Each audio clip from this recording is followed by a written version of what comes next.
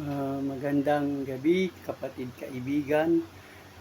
Ako nga po muli ang inyong kapatid, si Brother Albert, na magbabahagi ng salita ng Diyos sa gabing ito sa pamamagitan ng pagpapaalala sa kamatayan, na kung saan 3 araw mula ngayon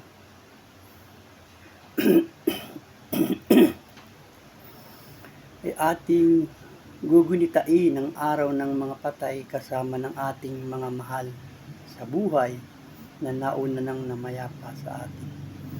Ang topic ko po sa gabing ito ay pinamagatan ko na ang kamatayan ay hindi dapat katakutan, sa halip ay pinaghahandaan. Ang sabi nga po ng salawikain ng namayapang si Pastor Proceso Marcelo, ang kamatayan ay tiyak, ang kasalanan ay pahamak, si Kristo ang lunas. Dito po iinog ang ating pag-aaral sa gabing ito.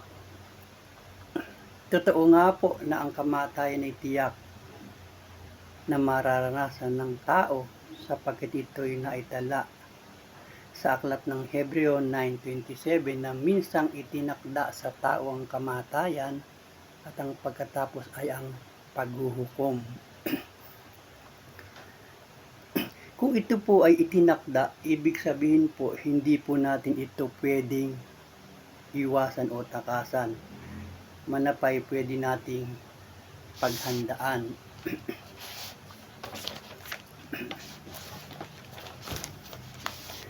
Alam mo kapatid kaibigan, may kanya-kanya tayong timetable sa Diyos.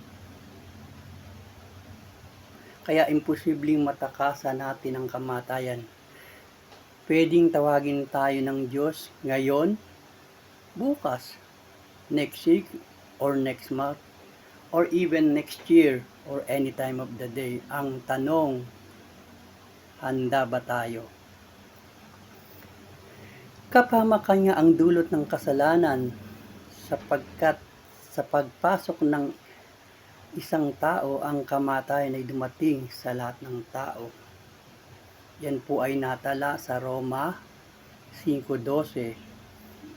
At ang nagpatindi pa po dito, ang kabayan po nito ay ang kamatayan na sinasabi po sa Roma 6:23 na kamatayan ang kabayaran ng kasalanan, ngunit ang kaloob ng Diyos ay buhay na walang hanggan. Kapatid kaibigan, mayroon tayong dalawang uri ng kamatayan, physical death and spiritual death. Ang spiritual death po ay walang hanggang pagkawalay sa Diyos.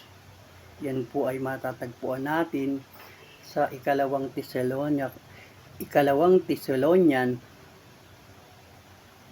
1, chapter 1, verse 89. At ang physical death naman po ay ang pagbabalik sa lupa kung saan nanggaling ang katawang lupa.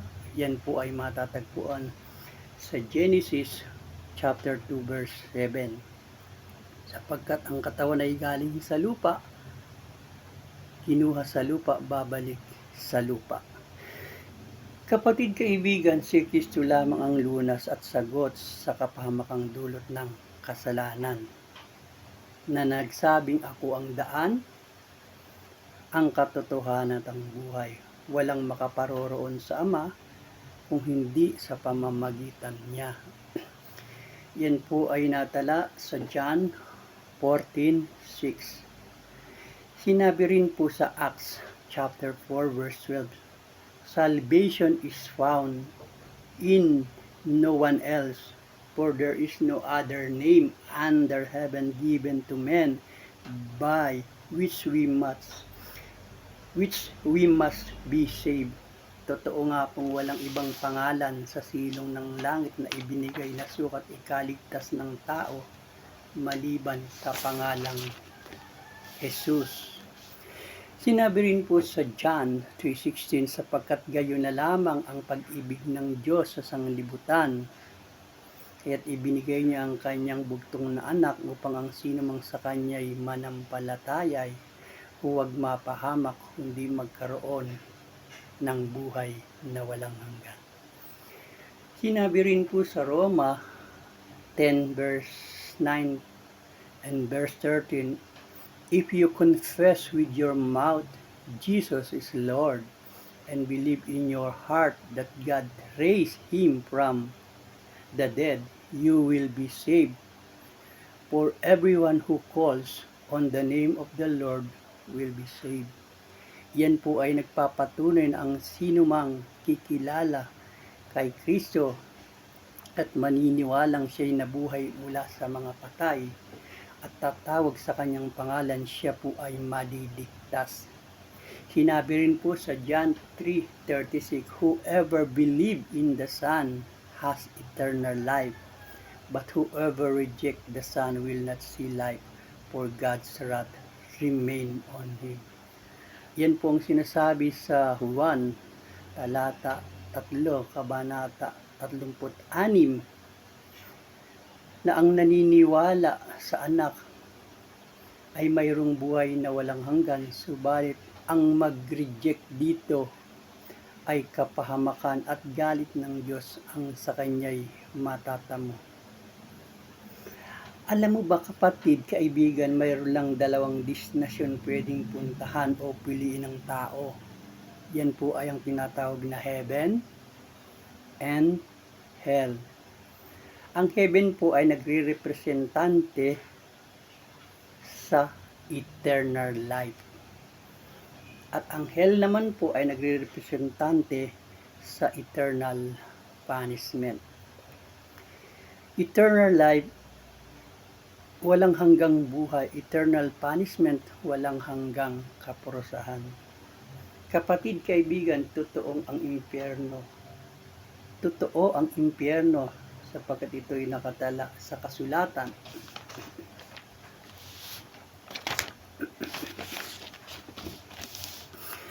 Sinabi sa Roma 21:8, but cowardly, the unbelieving, the vile, the murderer, the sexual immoral,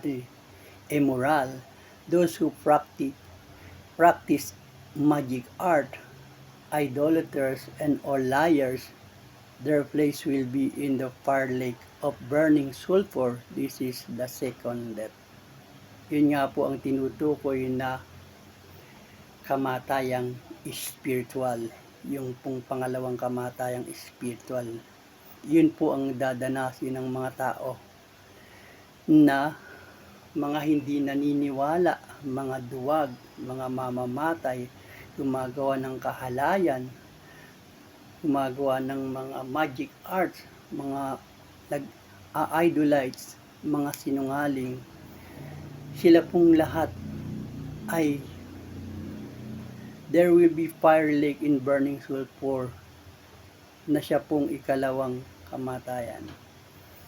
Sinasabi rin po sa ikalawang Tesalonica, talata 1, kabanata 1, talata 8, talata 9, na ganito po ang sinasabi, in flaming fire, taking vengeance on them that know not God, and that obey not the gospel of our Lord Jesus Christ, who shall not punish with everlasting destruction from the presence of the Lord and from the glory of God. Yun po yung sinasabing pagkahiwalay sa presensya ng Diyos at sa kanyang kalultian. Sabi rin po sa Revelation 20:15, and whoever was not found, ito po yung pinakamasakit, whoever was not found written in the book of life was cast into the lake of fire. Ang sino man daw pong hindi matagpuan ng pangalan nakasulat sa aklat ng buhay ay itatapon daw po sa lawa ng apoy sa impyerno. Kapatid, kaibigan, hindi natin alam kung kailan tayo tatawagin ng ating Creator. Kailangan nating maging handa. At ang paghahanda ay ngayon, tayo'y nabubuhay pa. binibigyan kanya ng pagkakataon upang hindi mo maranasan ang kapahamakang dulot ng kasalanan. Tanggapin mo si Kristo bilang iyong Panginoon at tagapagligtas. Pagsisihan at talikdan ng iyong kasalanan sa pamamagitan ng maikling panalangin at pagsisisi, ito lamang ang paraan at lunas ang tanggapin si Kristo. Wala kang ibang pwedeng gawin, wala kang pwedeng ibang lapitan, walang ibang pangalan sa silong ng langit na sukat ikaligtas ng bawat tao. Alam mo kapatid, maiksi lang ang buhay. Hindi natin alam, hindi natin tiyak kung kailan tayo tatawagin ng ating manlilikha. Ang tanong, kung tawagin ka ba, ikaw ba'y handang humarap sa Creator mo? Magagawa mo lamang maging handang humarap sa Creator mo kapag tinanggap mo si Kristong siyang sagot at lunas sa kapahamakang dulot ng kasalanan. Kapatid, ini-invite kita na manalangin at tumanggap kay Kristo bilang Panginoon at tagapagligtas ng iyong buhay, na kung dumating man ang araw na iyon na ikaw, ako ay kuhanin ng ating manglilikha, ay makakaharap ka sa Kanya, sapagkat siyang sagsabing ang sino mang tumanggap sa Kanya ay pinagkalooban niya ng karapatang maging mga anak ng Diyos. Ang sino mang kumilala sa Kanya ay magkakaroon ng buhay na walang hanggan. Kaya sa gabing ito, kung nais mong magkaroon ng buhay na walang hanggat, hindi mo tahakin ang kapahamakang dulot ng kasalanan, pagkawalay sa Diyos habang buhay, at hindi mo danasin ang buhay na mapupunta sa impyerno.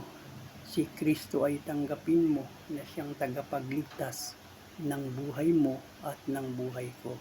Sumunod ka sa maikling panalangin ito. Ama, kami po ay lumalapit sa iyo. Tinatanggap kita bilang Panginoon, tagapagligtas ng buhay ko, ng buhay nila, Panginoon. Upang nang sa ganon, kung dumating man ang kamatayan sa aming mga buhay, handa kaming humarap sapagkat tinanggap ka namin bilang Panginoon, sariling tagapagligtas ng aming buhay. At mula sa araw na ito, iuukit mo at isusulat mong aming pangalan sa aklat ng buhay, Panginoon. Sa gayon, kami ay masasapiling mo magpakailanman at hindi namin daranasin ang kapahamakang dulot ng kasalanan kapahamakang dulot ng kasalanan, at hindi kami mapupunta sa impyerno sapagkat ikaw ang nagtala ng aming pangalan sa aklat ng buhay. Patawarin mo kami, tulungan mo kaming magpatuloy sa iyo para lumago, Panginoon, sa iyong mga salita.